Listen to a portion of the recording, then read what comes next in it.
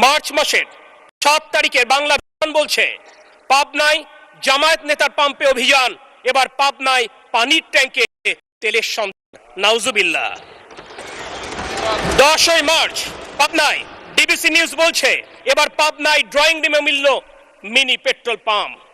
নাটোরে যুগান্তর বলছে 8 তারিখ মার্চে সিংড়ায় মাটির নিচে 10,000 লিটার ডিজেল মজুদ। একইভাবে মার্চের 12 তারিখে ইনকিলাব বলছে পাম্পে হাহাকার, চড়া দামে কালোবাজার সয়লাভ।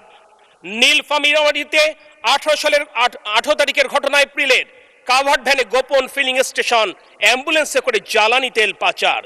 কুষ্টিয়ার এপ্রিলের 8 তারিখের সংবাদ ঢাকা মেইল বলছে কুষ্টিয়ার রফিক ফিলিং স্টেশনে তেল পাচার নিয়ে সংঘর্ষ, আহত 7।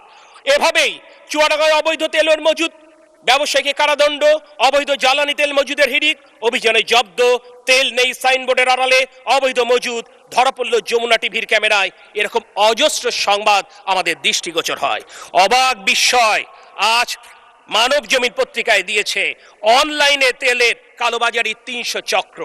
যেখানে অনলাইনে পেট্রোল পাম্পে যেখানে লম্বা লাইন, সেখানে অনলাইনে আমরা দেখতে পাচ্ছি যে 400 থেকে 350 থেকে 400 টাকায় অকটেন বিক্রি হচ্ছে।